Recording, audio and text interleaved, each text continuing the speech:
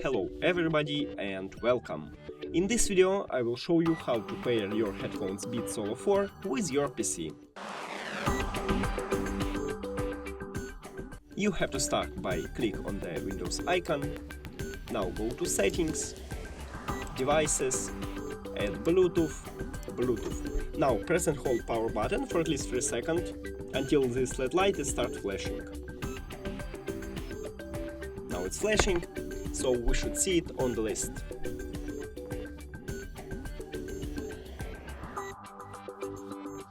And we see it, click on it, and then done. And we did it! Thank you for watching this video. If you found it helpful, please consider subscribing to the channel and leave the like on the video. It's really important to us. See you later!